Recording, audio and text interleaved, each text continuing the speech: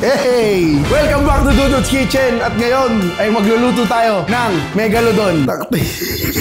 Ang laki mo, Pards, oh! Gabraso ako sa Pards. Pero sino ba yan tinitingnan nyo dyan? Baka mamaya puro kababalaghan na naman nakikita nyo. Ano na naman yung last vlog? Ano na naman daw yung gumalaw? Lahat na lang ginagawa nyo ng horror tong channel.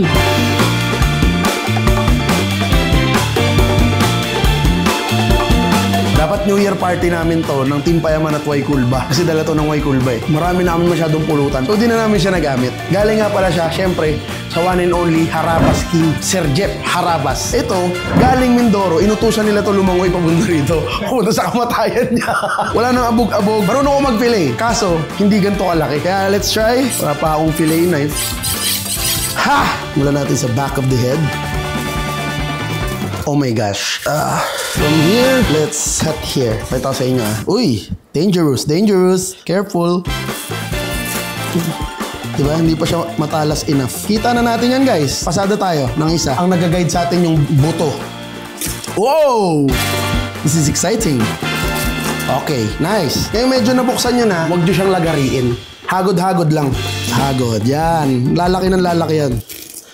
Yan o. Naririnig niyo yung tunog na yun. Yun yung tunog ng buto na sinusundan ng kutsilyo. Ayan o, may nadadagi tayo na laman pa. Ako magsasabi sa inyo, hindi basta-basta yung gantong isda. Lumaki nga sa dagat to ng ganto kalaki. Ha! Ito na lang, onting connective tissues. Hey, boy, you're testing my patience, boy! Nadali yata akong esophagus parts ah. Eto na, nilagari na, nawala na sa tiyaga. Ayun, binrake ko na yung neck niya. Nice.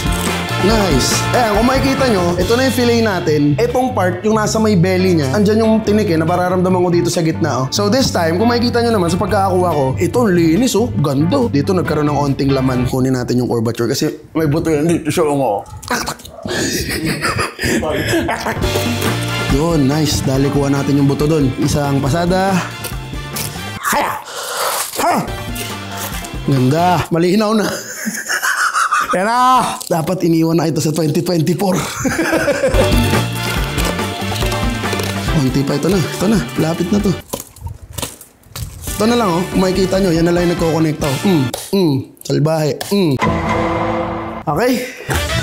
Yan, hiwain na rin natin ito. Ang tigas niya, guys. Pinantagtad. Ay, baliin na lang natin to. Sorry sir, parang di na po mababalik yan. Hey, the head and the tail. Sinigang you later. Alright, hatiin na natin yung ating fillet. Ito yung mabutong part.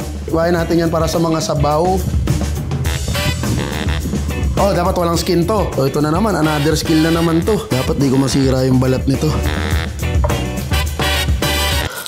Yun, dali.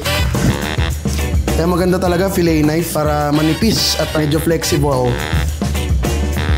Uy, malinis na trabaho. Ganda nito, Pards. Ganun din sa kabila. So, kukuha na ako ng portion ng pang steamed fish dito, dalawa. Pak, ganun din. Mas malapit to sa tiyan. Mas malasa din naman to. Kaya mas fit siya sa steamed fish. Napaka-arte ka.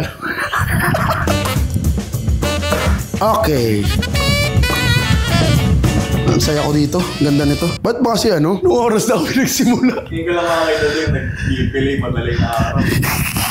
Ito, hindi ko alam kung paano to. Oh, mahirap to, Pards. Ito kasi pwedeng bali-baliin eh. Alright. Ito, may panghati na tayo. Feeling ko ito kaya nito. Hindi niya kaya, guys. Okay, nice. So ngayong malilinis na ang ating isda, unahin na natin yung steamed fish. Napakalaki ng steamer ko. So para gawin yung steamed fish natin, lagyan muna natin ng ano, yung papatungan natin ng isda. Lagyan natin siya ng mga luya para elevated siya, nakapatong siya kumbaga, Tapos patong mo ngayon yung isda. Uy, dampa natin ng luya. Okay na yan. Lagyan natin siya ng onting salt and pepper. Mamaya na natin siya talagang bibigyan ng pampalasa kasi magtitimpla tayo ng sauce niya. Sorry kung di nyo makita, pero pipicturean ko na lang. Okay, sige, once nag-steam na lang, low fire natin para hindi na siya umalog ng umalog. Tapos na, hintayin natin, then papakita ko sa inyo kung ano yung gagawin nating sauce. Sunod, ito, medyo paborito ko to. Fish curry. May mga relatives akong Muslim. Nagluluto sila ng fish curry pero gamit nila is hito. Ang sarap eh. So yan, curry powder. Lagyan lang natin ng mantika yung ating kaldero. Tapos, gisa natin yung bawang sibuyas at luya natin. Bawang, sibuyas. Tapos luya. Kadalasan, pag nagsasabaw ako ng isda or yung may sauce, piniprito ko talaga muna para sana mag-firm siya at hindi siya madurog. Oh! Takte! Practice! Ito Kylie, kwentuhan tayo. Kahit silip lang. Sabihin mo na sa akin magkano maabot ng 1.5. Amoy. Amoy? Alika, amoy mo. Dito. 1.5 na yun? Isang singot lang. Kasi na. Kasi alas ka na, baka madagdagan pa utang ko sa'yo. Lagyan na natin yung curry powder. Turmeric powder. Chili powder. Etong Spanish paprika ko, nakuha ko sa SB19 Moms. Kaya shoutout SB19 Moms. Thank you for the spice. Lutuin lang natin ng onti yung spices. Parang gusto ko pa ng mas marami pang curry powder. Onting tubig para lang ma-deglaze. Tapos, lagay na natin yung fish. Fish 1, fish 2, fish 3, fish 4, fish 5, fish 6. Mag-season tayo ng onti. Onting salt, onting pepper. Kata. Ganda ng kulay, parts. Ganda ng kulay. Lang natin haluin, baka madurog kasi. Lutuin natin yan hanggang sa medyo ma-reduce siya. Tapos, saka tayo magpalasa talaga. Alright, that's it for fish curry. Hintayin lang natin to mag-reduce ng onte or lumambot. Mamaya mas tatapang pa yung kulay niyan pag na-reduce natin yung gata. Baka malimutan natin, sa curry din to. Mga patatas. And then carrots. And mabilis lang yan maluto. Sabay na rin natin yung carrots tsaka patatas. Tapos takpan na natin. Alright, so para sa fish tacos at sweet and sour natin, iisang breading or coating na lang ang gagamitin natin. Pero bago natin sila i-coat, season muna natin yung fish mismo. Ng salt, paminta, onion powder, garlic powder, tapos ginger powder. Ito para sa akin, ito yung mahalaga. May din massage tayo. Yan, minasahe. Tapos sa ating breading, mix lang tayo ng flour. 1.5 cup siguro. Tapos tapioca starch. Yung mismong mixture na yan, lagyan din natin kung ano yung nilagay natin dito sa fish. Ginger, garlic, onion, tapos salt and pepper. Tapos lagyan natin siya ng onting-onting tubig. Yung ano lang, parang gawa lang tayo ng pancake mix. Onting-onti pa. Ayaw natin mawala yung kapal eh.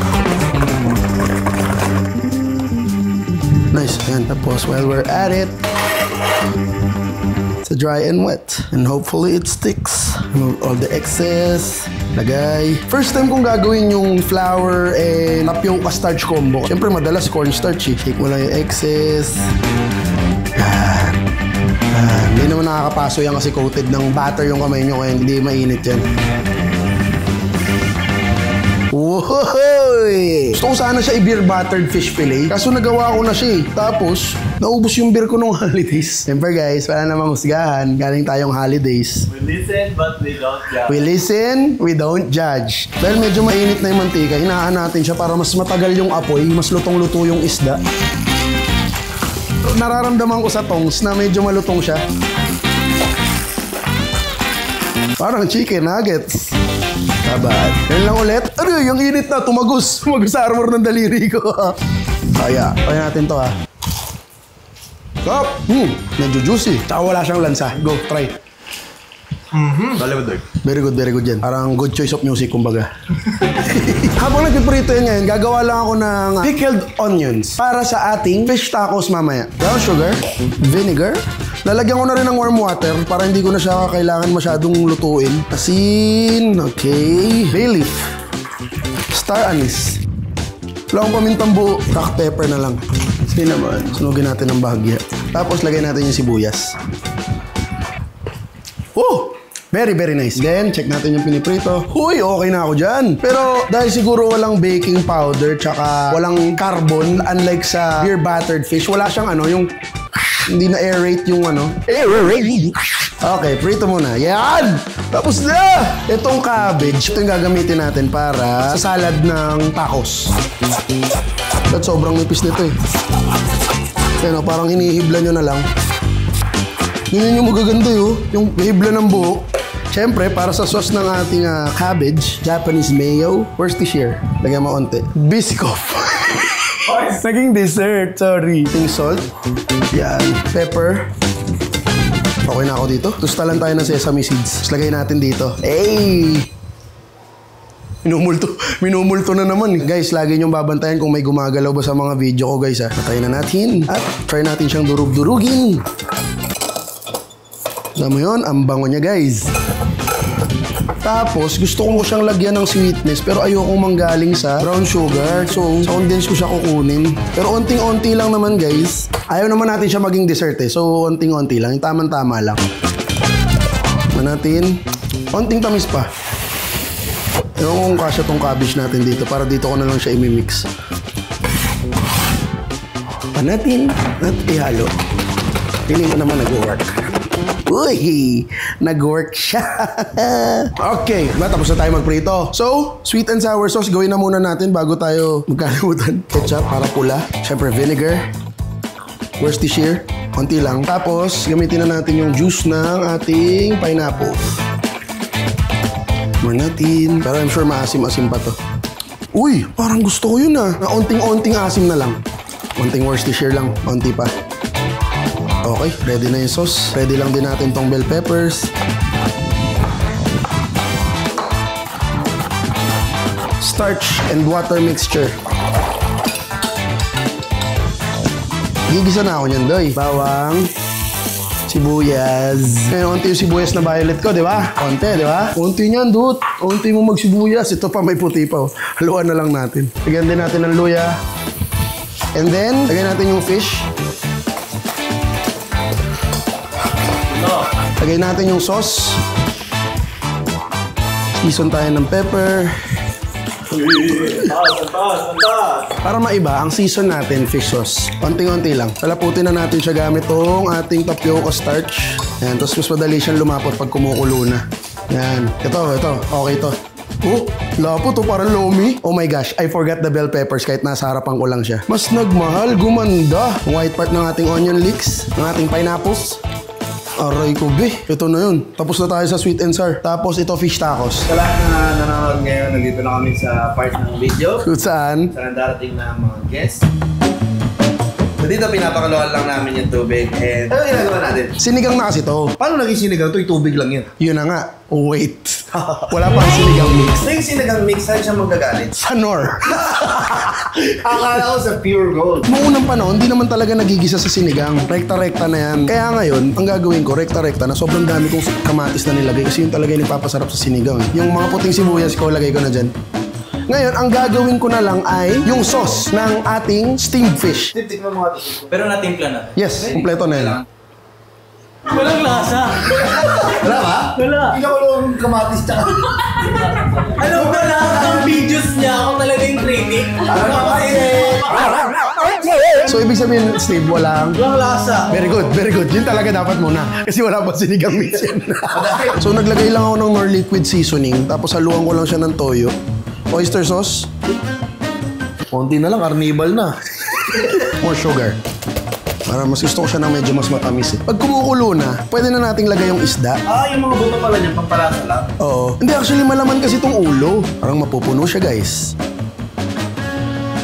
Okay, very good. Tapos, para pa rin sa ating steamed fish, nagawa natin yung sauce. Kasi magtutubig yun, di ba? Tatanggalin natin yun and papalitan natin ito. Patong natin to mamaya. Tapos siguro lagyan na rin natin ulit ng ginger pa. Yung green part, lagyan natin ng malamig na tubig or yellow.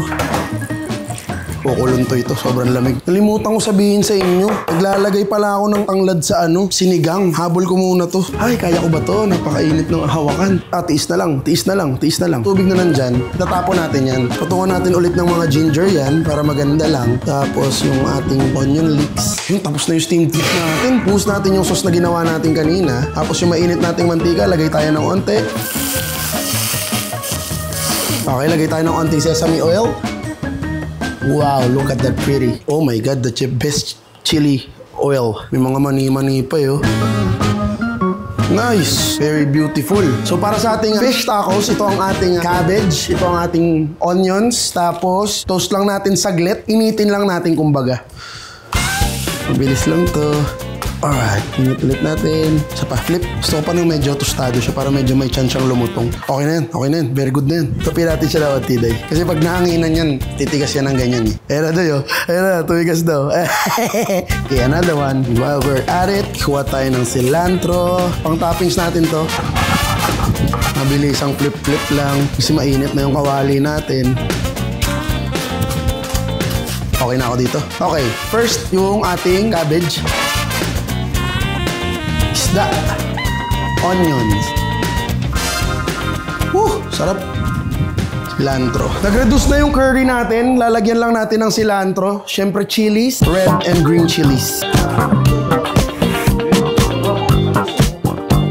Nung isda, lagyan ko lang siya ng onting fish sauce para mas rich yung lasa niya. Lambot na rin yung carrots at patatas. Okay na ako dito sa curry. Ngayon, feeling ko malambot na. Luto na yung ating sinigang. Lagay na natin yung sinigang mix natin. Ngayon ko lang siya ilalagay. Ang sinigang mix natin na gagamitin, miso. Sa tanang buhay ko, never ko pang naranasan na magluto ng sinigang na hindi nor sinigang mix ang gamit. Or, get it, man. Baka naman, Nor. Sa totoo lang, kung walang Nor, di ko alam kung paano papaasimin ng sinigang. Bago ko ilagay yung mustasa, tikman ko muna siya. Lagyan natin ng fish sauce. Sobrang meaningful sa akin itong lahat ng sinigang na ulo. Paborito ng tatay ko to doy. Mo-order ng ulo.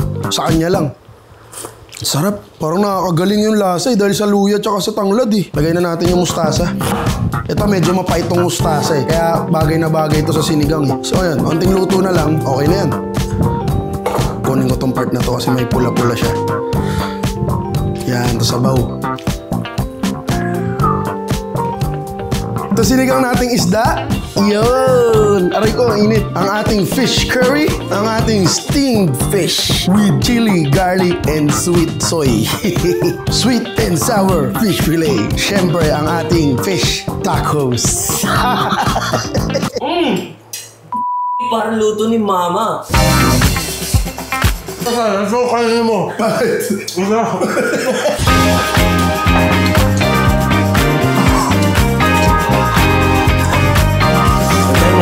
Sarap! Ewan kung paano pa sumasarap yung kain mo. Halo-halo na yung kinakain mo. Sumasarap.